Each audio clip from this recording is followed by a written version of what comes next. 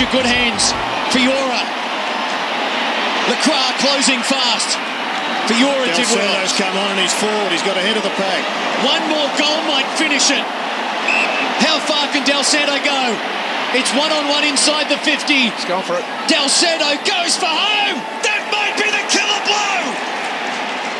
The next special guest is Nicky Dal Santo, who was a 300-game player, 260 of those with the Saints, was a part of that, the crop that came through in the early 2000s. Had a very interesting start to his career, but certainly settled into AFL level very, very quickly, and a favourite son, and has launched a very good media career post his playing days. Dal, thanks for jumping on. Great to have you on this time.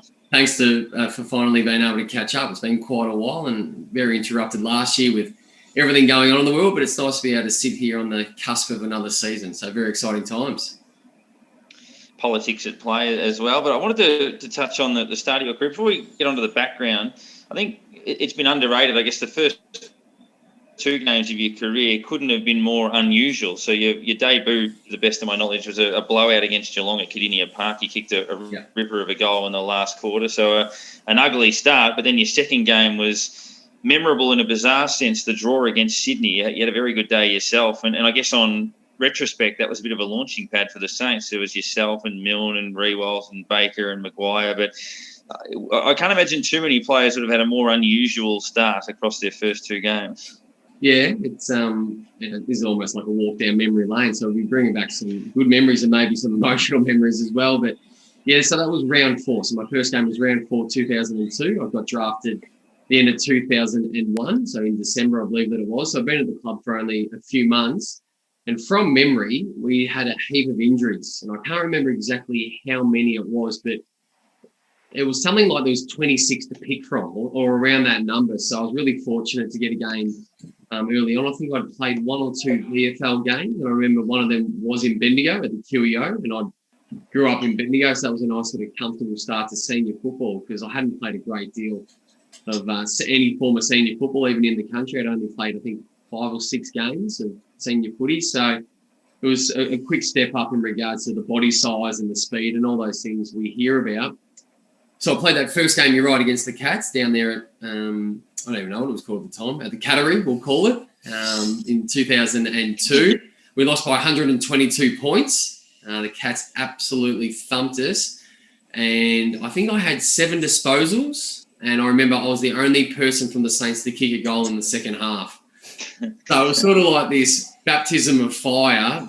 But I've said this numerous times, and there's a few people still at the club that remember me saying, I had the time of my life. It's crazy. I started on the bench, and I remember people said, oh, why were you smiling? I said, well, I was getting to play footy. Like, it was pretty cool. We got absolutely thumped. And then you're right as well, mate. The next week we played Sydney at Etihad Stadium, and we trained the whole week as a closed session. This is going back 20 odd years where you didn't really have closed sessions. There was no really, no secrets really going on. And we practiced for 2 or 3 main training sessions about flooding. So we practiced kicking the ball into your forward line, for example, and it was a structured drill, and then acting like it was a turnover, and then getting 18 guys behind the football as fast as you could. Now we see that a little bit more with the modern game, but you have the forward press and everything that goes with it. And I reckon we were up by 4 or 5 goals, I reckon, at 3/4 time from memory. And I reckon it was it Creswell? Darren Creswell, yep. Creswell, I reckon, who kicked a couple in the last quarter. We basically we dominated the game and all our tactics had been working, and we're up by quite a good margin. And then all of a sudden they kicked 5 or 6 in the last quarter. And that was my second game of footy. And I reckon I just turned 18 and I had a shot after the siren. I received a free kick about 60 out from goal. And never in my life have I been able to kick that far anyway. So good luck when I was, a skinny, scrawny kid trying to make that distance. And I got onto the barrel in that last kick after the siren, and it landed about 10, 15 short, I reckon. It was an interesting game. Then the following week, you speak about that group coming through, Daz. That following week, which must have been about round 5 or 6, whatever it worked out to be, I reckon it was Matty Maguire's first game and Lee Montagna's first game. We played the Pies, and we lost by about 93 points. So in the space of 3 games, I've lost by 122, had a draw, and then lost by about 93. So it was an unusual start. Yeah, I was pretty much sitting right behind the points for that that moment. I'm going hands up, kickity. So point would have been good enough. I was trying. But you mentioned all these players that you moved in with. How did you, I guess, did you blend more with the players that you moved in with, or did you sort of latch onto an older player and go, okay, follow what they did, or which way did you more lean to go? Probably a combination of both, and I'll give you a few examples. So my year, there was 6 of us drafted, and Luke Ball, Xavier Clark, this is in draft order, myself, Matty Maguire, Lee Montagna, and Josh Houlihan, the youngest of the Houlihan brothers. And a few of us were from interstate, and a few of us were from the country. So I moved in with a family, like a host family. But it was also a different time, and I still speak to some current players, and it's just a different dynamic now. But in regards to that young group, we spent every minute of every day together for pretty much 12 years in the end, like pretty much our whole footy careers, that we trained together during the day, and the training structure was a little bit different to what it is now, but we could have 1 or 2 hours off for lunch where we'd go sit down and have lunch all together, and it was more than just the 6 of us. It'd be 15 to 20, go back and do your afternoon session at the football club. But because we're all sort of in Melbourne or at our home for the first time, we'd go for dinner, we'd go to the movies, we'd go to someone's house. It was rarely just stay at home and, not that we weren't resting, but it was never just stay at home and chill out. It was sort of, let's always do something together. And you instantly get along with guys. You know, Matty Maguire's from Geelong, ripping fella. Joshua Houlihan was from the country, great kid. Joey Montagna was living at home. Luke Ball was in year 12. So there's a few, and Xavier Clark's from Darwin. So we sort of had all these dynamics, but within that, we also had Rewald and Kaczynski, who were the draft before us, who were living together at the time. So you sort of also had these other group of guys. Lenny Hayes was only 3 or 4 years older than us. Stephen Baker was living like an 18-year-old anyway, so we were drawn to him. Milne Still does. Yeah, I mean, Bakes is who he is, and Milne's the life of the party. So all of a sudden, you tend to spend all your time with the guys. But there's also a significant change. This is through Grant Thomas, who needs a lot of credit in regards to the way that, you know, he did a lot of things right. But one thing that he sort of took away, or he definitely took away, was like a pecking order. There was no hierarchy. Robert Harvey, Nathan Burke, Stuart Lowe, even Aaron Hamill, who was a bit younger, Fraser Garrick, as good as they were so receptive to the need for young guys to come through. That was my take on it. And all the hierarchy that had probably been there in the past was just gone. And it had to go. If we were going to be any good, it had to go. So we sort of walked in, not with a swagger, but with no intimidation, feeling like you have to sort of wait your turn, or let's just see how training goes. It was sort of just get thrown in the deep end, and, you know, you've got to find a way to swim.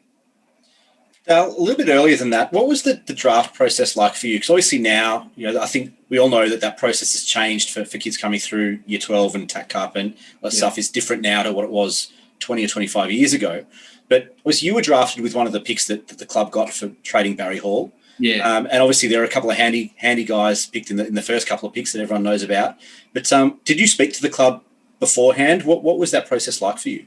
Yeah, well, the other part of that is a lot of kids get scholarships these days. So a lot of them are being based out of Melbourne at some of the most prestigious schools, you know, in Victoria, in the country. No one knocked on my door. I went to a public high school.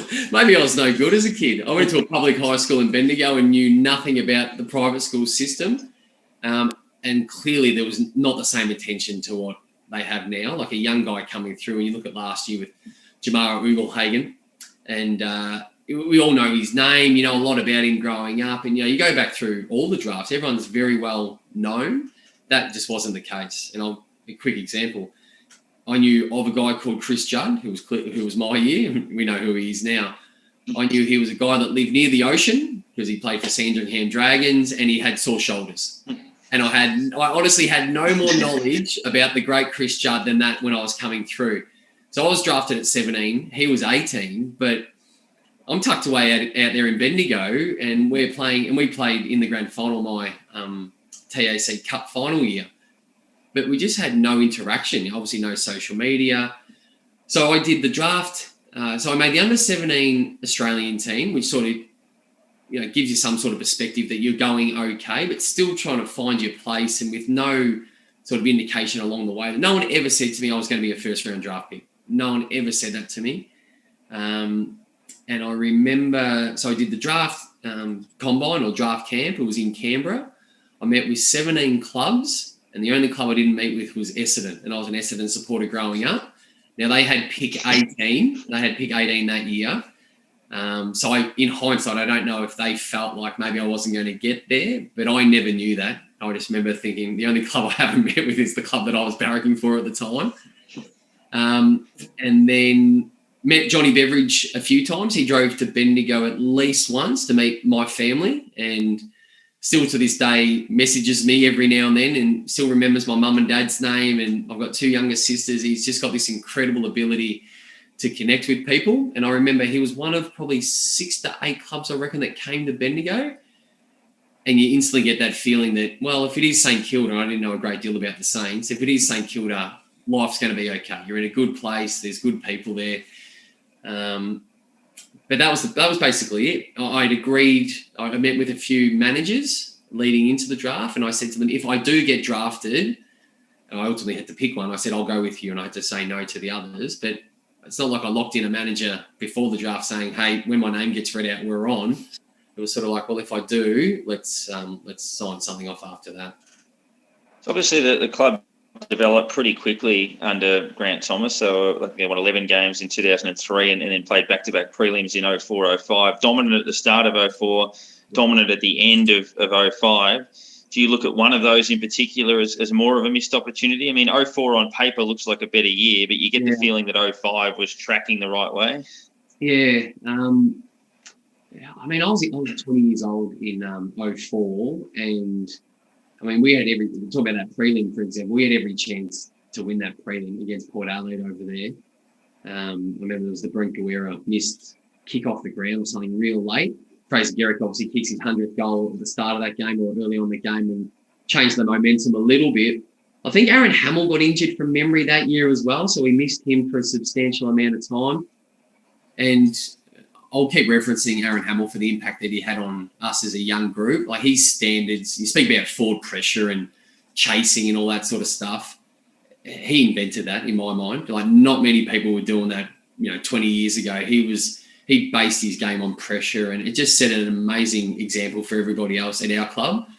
Uncompromising, and I think someone like Nick Rewatts benefited from him more than almost anybody else. He just became the way that Rui trained and lived. 05 was a missed opportunity. I probably remember that one a little bit clearer. Maybe I was a year older and understood the game a little bit more. But I remember we were up by maybe 3 goals at three-quarter time against the Sydney Swans at the MCG. I reckon Snyder kicked a couple in the last quarter, and I think they beat us comfortably, maybe 3 goals in the end. That was a missed opportunity. I remember thinking about that one sort of almost in hindsight or talking about 09 and 10, that I think if we had at least experienced a grand final in, say, 05 or 04, would we be better for it? Well, there's no guarantee, but I think it would have been something for us to sort of say, well, we've experienced grand final week. We know what the grand final day was like. And coming so close for 2 years in a row, it might have made a difference, but it may not have as well. Yeah, I was going to give the comparison between those two teams. You sort of go back and look back at those areas and go, okay, look, it was kind of the same team, but you think of the few players who were brought in after, say, as you just mentioned, Schneider. The two teams, you compare them next to each other, if you were to go back and say, okay, I'll go back and have another crack with that side or go back and have another crack with that side, which one would you sort of go, yep, that's the one that we go, let's have another go with that team? It was like a better dynamic or a better structure, or which one's the one that you preferred? 09 was, I think, our best team. It just clicked. I feel like we had everything that we sort of needed balance-wise, and I still reference this today when we're talking about certain clubs. You sort of got all the pieces to the puzzle. You've got the inside ball winners, you've got the outside users, you've got a forward line and a defence, and it all just works systematically.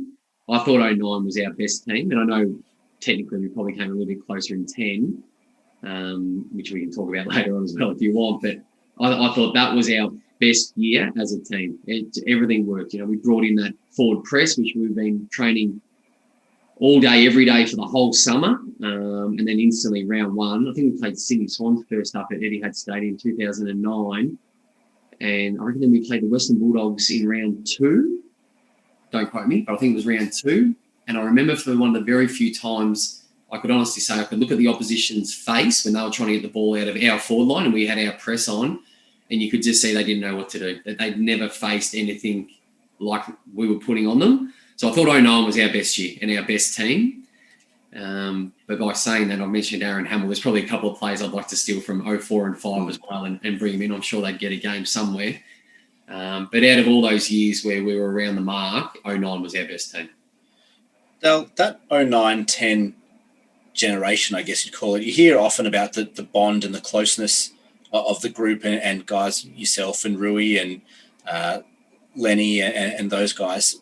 Yeah. What do you put that down to, and how do you describe something like that that's almost undescribable for anyone who's not there? Yeah, it's I mean, we talk about it a bit, and obviously it gets brought up with us quite often because people are interested in it, particularly St Kilda supporters.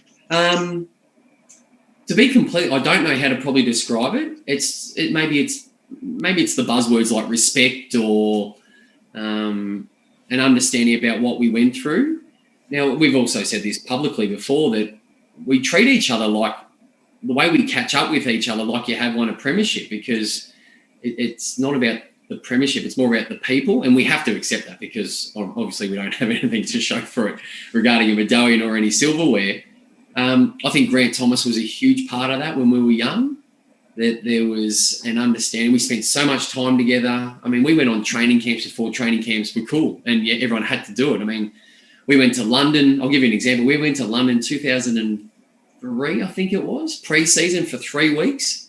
The next year we went to South Africa for a training camp for 3 weeks. We went to China. We sort of did all these things. And as much as it was brutal, some of the hardest training sessions you'll ever do, some of them are at altitude or, freezing cold, whatever it may have been. But it was about bonding. And as much as we trained our backsides off every day, we were first to have a beer together every night as well and sit around and have dinner. But my experiences from all of that was we never excluded anybody. Even in 2009 and 10, when everything was going perfectly, I'd like to think that the other guys would say this, they weren't playing seniors the whole time. If we were going to catch up for a beer, for example, on the weekend, we made sure it was on a day when everybody could be there. It was never the 25 or 6 that were playing seniors or a possibility of playing seniors. It was, hey, let's find a day where there's 45 that can get there, including coaches.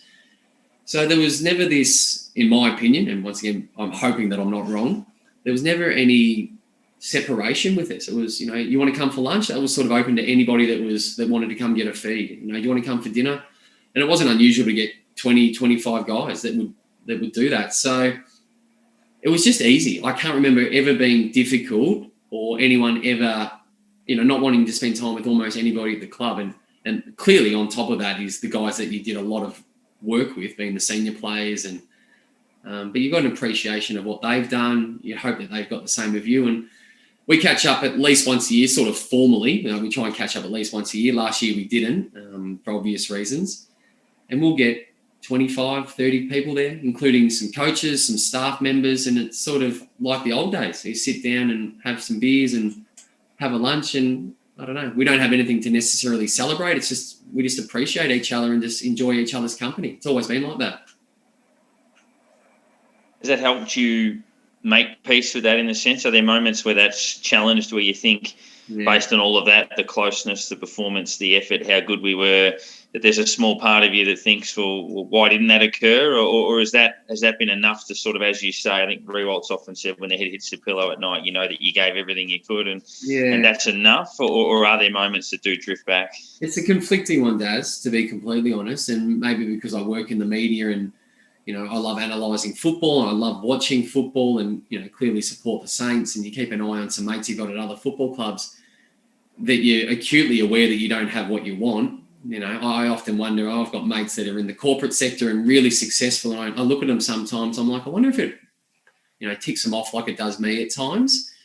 I mean, we're going back 10 or 11 years now, but those emotions, like when you talk about it, I mean, finals and grand final week in particular in Melbourne is such a good feeling, but my feelings towards it are conflicted again because, but I also wonder, would my life be any different if we had have won it? I think I'd feel more complete. I think that's my honest answer, that I know that I'll never get it, but there's a piece of that part of my life that's gone, that I'll never be able to get back. That, you know, I played for 15 years and all I wanted was one. You know, you've got guys that have got 4 and 3 and 2. And I was like, I just wanted one. Like, is that too much to ask for at times? But by saying that, I do agree with Rui though. Like, we could not have done much more. You know, it just didn't go our way. We just didn't execute what we had to do on, you know, 3 occasions, but 2 in particular being, you know, the first of 09 and 10 grannies. So you looking back at team efforts and situations here, is there something that you can look back in your career as an individual and sort of go, hey, I'm proud of that. This is something that really stands out in what I did, or something that you'll tell your grandkids in years to come, hey, this is what I did. A little bit. I mean, I've got 3 young kids, and I try and tell them that once I was okay and I could actually go for a jog and kick a footy, and they don't really seem to care that much. No, you know what? I mean, yes, a little bit, but it's also probably more what you're talking about, being part of the collective and being part of that era, which brought a lot of joy to St Kilda people. And it's more than probably 09 and 10. It's probably dating back to probably 04. And I get a real buzz out of, you know, someone stopping you at the shopping centre and saying, hey, you know, appreciated what you did, you know, 10 years ago, yada, yada. You guys love the team that you had. That's when you wish that they had something to hold on to as well. And I used to feel a responsibility to, no one in particular, but just to support us, just the feeling that people are coming to watch us. And, you know, the notion that, you know, when we're playing, I'm in my mid-20s and you've got an impact on people's lives that are adults. You know, I'm in my mid to late 30s now, and there was people that used to admire you that were my age now, and you're like, I'm sort of admiring your kid. Like, it's sort of a bit of a weird concept, but I do the same thing now, and it makes perfect sense. But when they have those conversations or bring up, you know, some individual stuff that you did, you go, yeah, it's really nice. I just wish that you could have enjoyed a premiership with us, you know, and actually been able to look back on a time and say, hey, it was a great 10-year period and we got something out of it.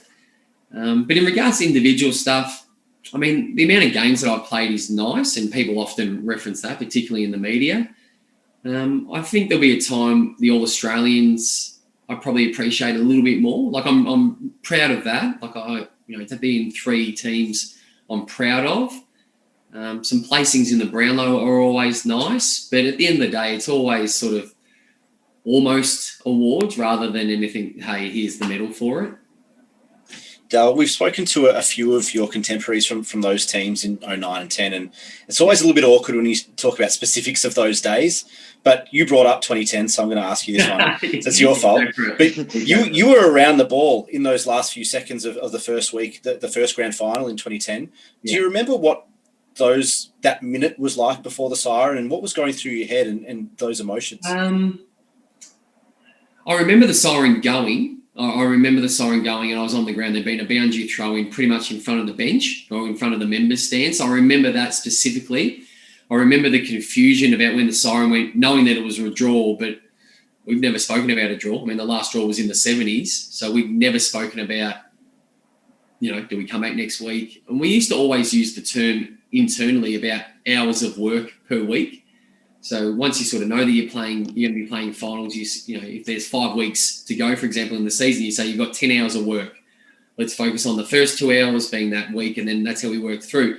So even going into those grand finals, it was round 26, and we had 2 hours of work to do that could ultimately change your life, or, you know, or get you what you wanted. But as soon as that siren goes, you're like, oh, well, what do we do now? We've never spoken about the next week. And then quickly you realise, or we're told that you have to come back. I can't remember, and this is weird, and not that I was in the zone in regards to, you know, you're getting a million touches and everything's going right, but I was so sort of focused that I can't, and maybe as a midfielder as well, I can't remember the bounce. I don't remember the Milne bounce being as significant as it was. You go back to 2009, I can't remember the Matty Scarlett toe poke. Like, clearly I'm probably watching it, but because you're probably thinking of everything, I don't remember the significance of those moments.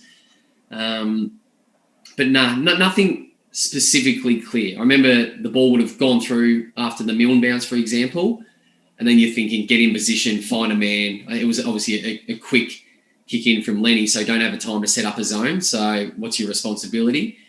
And then I remember thinking that boundary throw, and the only bit that I remember thinking, this has got to be perfect. We've got to get through here. And I can't remember exactly where that ball was tapped. I think someone went up third man, but it wasn't a clear breakaway into space and it being bobbled away around, and then the siren went.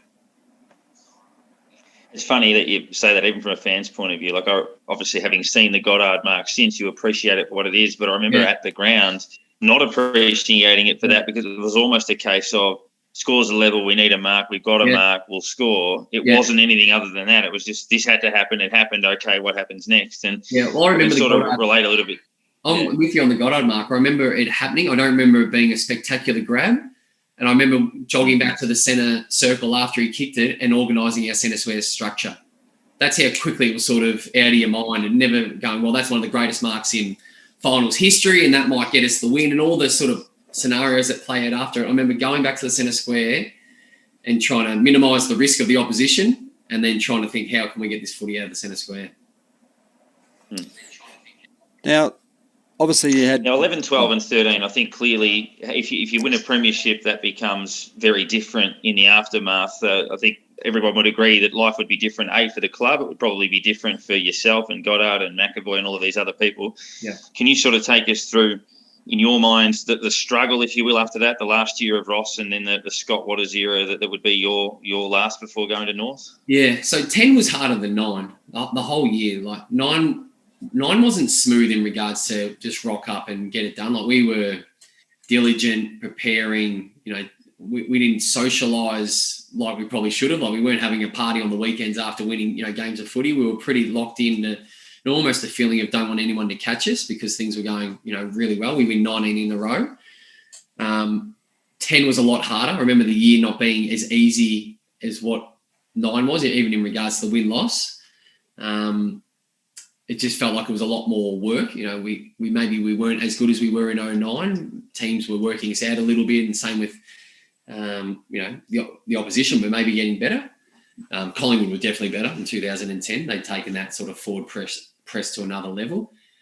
11 was a tough year. In hindsight, we probably peaked at 9 and 10, and then 11's a little bit of a reality check and just trying to work out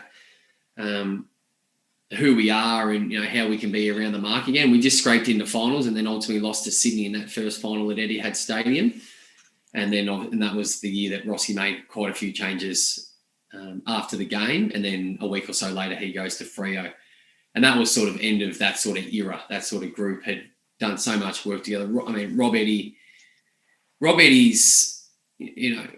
not the greatest footballer, but was just so valued for what he did. He was just a workhorse and covered blokes' backside. So then when you get those guys that were sort of moving on, and a handful of others, I think Bakes was included that, maybe Gardner as well, from memory, it sort of changes the dynamic of everything. But it probably needed to happen. Like, maybe not in the manner that it did, but the days of everything sort of clicking and just knowing exactly how everything should fall into place, it was a lot more work. But by saying that, it's never easy anyway. We just weren't winning. It was just a different year. Now, I was just going to go back another year to 09. You talk about 09 being a little bit easier and that sort of thing, but round 14, going in against Geelong, the game comes up on Fox Footy quite often, as you probably know. Yeah. How was that day? Being there as a fan, you just sort of go, you've never felt this place like this before. Yeah. It was just buzzing. We got out to an absolute flyer. Geelong came back. Gardy takes a big mark at the end, kicks a goal, gets us over the line.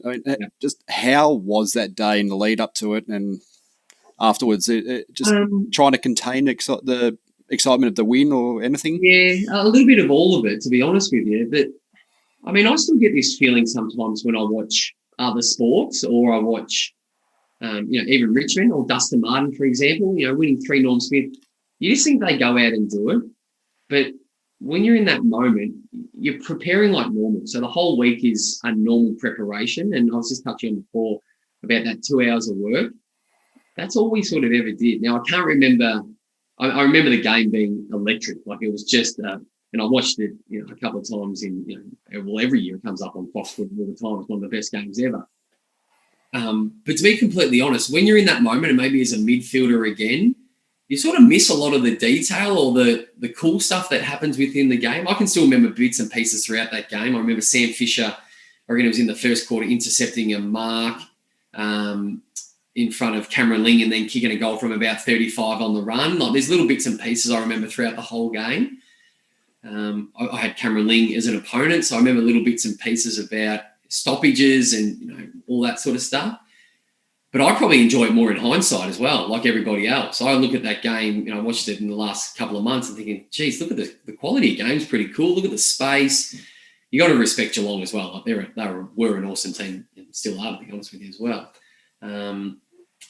But the build-up was probably bigger outside of us because we still had to do the work. We still had to go out and run 14 Ks and get bumped and try and kick goals and all that goes with it. But I love it more in hindsight and look back at it now and go, that was a pretty cool game to be a part of.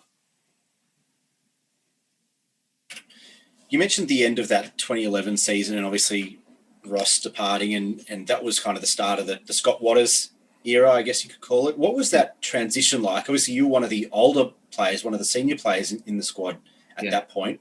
And obviously that period kind of led to your departure from the club. What was that couple of years like under Scott and how did that transition happen to you departing the footy club? Yeah, it was difficult and it was really different. And whoever was going to come in after Ross, for us, as in those senior players, was probably always going to be up against it. We'd had a bond and a connection with Rossi, who'd been a part of, I think it was only probably 5 or 6 years, which is probably a good tenure when you look at the average AFL coach these days. But we'd had Grant Thomas that we'd all sort of grown up with when we were new and just getting into it. Then you've got someone like Ross Lyon who's got all the structure. And I was drawn to him. I had a great and still do have a great relationship with Ross. So it was a shock. Probably didn't prepare myself for someone different again. You just expect that it's going to be a similar message or whatever. And the team was changing so much as well, which probably compounded the fact, come off 4 or 5 finals campaigns. We lost that game to Sydney in 2011. But we had a lot of young guys that needed to play because we couldn't keep rolling out the same blokes week after week and keep losing probably, which was even worse. So the whole place was different. There's things that Scotty Waters did that I don't agree with. Coaching wise, communication wise, all of those sort of things, and that was just my take on it. I would have done it differently. Not that I was ever a coach or I've never been a senior coach in that sort of manner, but from my experiences, from what I'd been doing for the previous 10 or so years, it was just different. Never had any conflict, never had any, real issues. That led into Goddard leaving the end of 2012, I think that it was. So that was sort of the start of it. And, you get conflicting stories about why BJ's moved on and they're completely different from one person to another, just depending on who you ask. And then 2013 was my last year as well. So that was that final game against Rossi, coincidentally against Freo, where we had that celebration game where Rossi brought over an under-18 team and we thumped them at Etihad Stadium. It was Jason Blake, Cozzy and Milne's last game. And as I walked off the ground, I just had a feeling that it might be my last game as well. I still had a year left on a contract and I just felt like they were trying to make some moves behind the scenes and just trying to change it up a little bit. And I had a tiny bit of value on the market, so they were trying to get something in return, which I also understand. I've seen a lot of mates come and go over the years and it just happened to be my turn. That was in the best thing for the football club and I ultimately agreed to it. I didn't raise it. It wasn't my suggestion to say, hey, how about I change football clubs? But when it was sort of bubbling away and you're getting, information about possible trades and all that sort of stuff, then, we agreed to it. And to be honest, I never thought I'd leave the Saints. But then by saying that, my 3 years at the Kangas, I absolutely loved as well. So it's all worked out okay. Yeah, I think on that, there are players that leave clubs with ill feeling. I don't think you were one of those. I think the majority of Saints fans kind of understood that, where you were at, where the club was at, and you didn't leave with any ill feelings. And obviously nearly won a flag at North as well with a couple of prelim runs there in 14 and 15. That the last one from me, did you always feel you'd gravitate back to St Kilda? Obviously, you'd still have guys at North that you played footy with, like Goldstein and Tarrant and these sorts of players. And do you think maybe more when they're gone and the immediate mates aren't there anymore, that it was always going to be the case that you'd gravitate back? I probably wasn't. Probably is the answer. I didn't know I'd be back working at the footy club. So I'm the head coach of the Saints Academy. So the young boys that are coming through and girls. So it's nice to have an affiliation, which probably gives you more of a bond and relationship to, my first 12 years of my career. So I loved my time at the Kangas. A great group of guys. Loved Brad Scott as a coach. A few of the guys I still keep in touch with. It's good to. Probably in hindsight, it's good to see a different way as well. You get caught up in your little bubble and you think you're the only one training hard, and you don't know how everybody else goes about it. But I love my time with the Kangas. Good group of guys, really embracing. Had a couple of really good training camps with them, and all the things that I'd sort of experienced at the Saints as well. The only difference is I hadn't grown up with them. I think I was 30 when I went there. Had our first child halfway through that first year, or maybe towards the back end of that first year. Don't quote me, I'm trying to get my years right here. But I've just touched on how earlier on, how early days at the Saints, we did everything together. The Kangaroo boys did, but they were the younger guys. So I was finishing training and I trained as hard as I could. I did everything I could to prepare and to help and, being part of the leadership group and all those sort of things. But sort of when footy was finished, I had responsibilities at home, which I hadn't had at the Saints. So it was sort of a completely different dynamic. And I think deep down, it's a fact, my best mates are always St Kilda guys. And still to this day, and you speak about that bond, I knew that I'd be drawn back to that. And then had a really good relationship and still do with Amit Baines, who's now at the Western Bulldogs. So he was at the Saints for a few years where we crossed over, and I always had a great relationship with him. And then when I finished up at the Kangas, he gave me a call and said, hey, there's this new thing coming into the AFL called the Academy System, Next Generation. Do you want to be involved? So we caught up for a coffee, and that's sort of how I got straight back into St Kilda off the back of finishing up at the Kangas. I was going to ask you, as most people know, you're more in the media at the moment and on the TV, radio, everything. When you were getting to the point of finishing up, was there the thought in one side of the head, might look towards coaching, the other side going, no, media looks all right? Yeah. Is there a way that you were sort of leaning to at any point first? I think I have moments of that probably now. Like I love what I do with the Saints boys. I've also done some stuff with the AFL Academy, so the under-17 Australian team. And it's that sense of connection. You belong to something. You wear all the apparel, but you can't see it or feel it. You can't always see it or touch it. It's a feeling that you have. And football clubs are rare in that sense. They just have a feeling of belonging and a purpose. So I have that moment every now and then, even when I'm coaching these young guys, thinking, geez, I'd love to do this every day. I'd love to see these kids, from 9 to 5 and they're still at school, so I'm not allowed to do that. We're still after hours. But you talk about getting involved with, the men's program, for example. I think I would love it, absolutely love it. I feel like I could help or give, something, and I'd probably need to be a little bit more educated and probably take more, learn more about the game. But by saying that, I love what I do in the media as well. So it's, I feel like I've got a nice little balance at the moment of, I love analysing the game, I love watching the game. I love being on the boundary, when you get to watch a game up close. I love commentating from the box and having a great perspective of the ground. And then I also like just having a toe in the water with the Saints, just to be a part of that and try and help these young guys coming through. So the balance at the moment, I've got 3 young kids as well. So it's at the moment, I'm just happy with what I'm currently doing. Just love the lifestyle that it gives. But by saying that, I've never ruled out coaching, because as soon as you get in, whatever club, doesn't have to be footy, whatever club you get involved in, it's infectious. You just want to, there's no 9 to 5. It's just whatever it is, whatever you need, I'm here for you. And that's what it was like as a player. And I reckon that's what it's like as a coach as well. You mentioned that first game kind of being down by 100 points and being on the bench and having a big smile on your face. And I think you played your entire career a bit like that. You always seem to play with a smile on your face and look like you're having fun. And I think as fans, we always thought that you played footy the right way and that you always enjoyed playing footy. But over your 15 years, there are obviously some well-publicised down moments in that period. Was there any moment, either on the field or off the field, that you just went, shit, I don't want to do this anymore? Like, this is too much? Not that I ever wanted to quit. Absolutely not. Definitely had moments and got dropped in 2008, which was one of the, the down times. it was almost before I got dropped, because once I got dropped, I actually felt like I came back. You know, I'm not saying it was the catalyst for us to turn around as a team, but it was a little bit of a reality check for me. But I've been playing some poor footy leading into that 2008. That was about mid-year 2008, and we've been playing poor as a team. So was it warranted? Maybe, probably. You know, yes. I've often joked it's the only mistake Ross Lyons ever made was dropping me and Neil. Everything else he's done was pretty good. No, I never thought about quitting. Absolutely not. And even down to the last moment where North Melbourne basically delisted me and said there's no spot for you next year. If Brad Scott had said to me, you know, there's a 12-month contract, absolutely I would have taken it.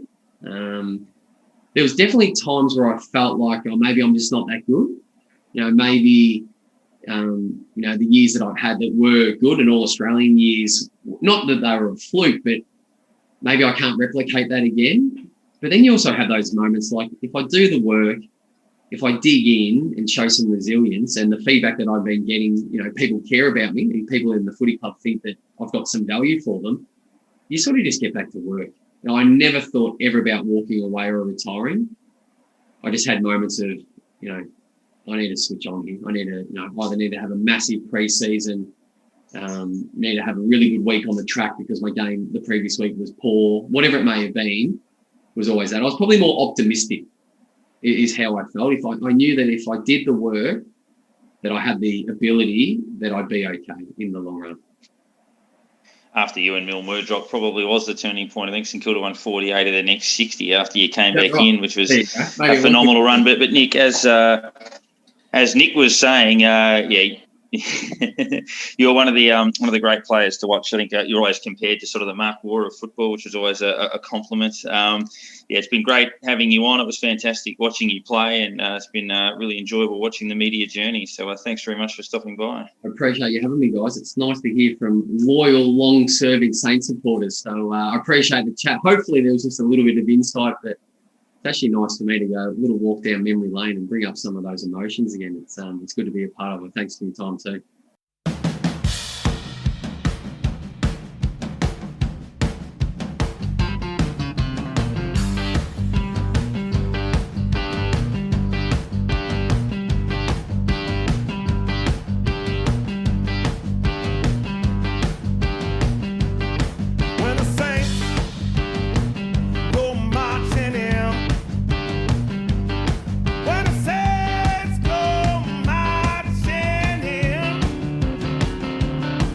I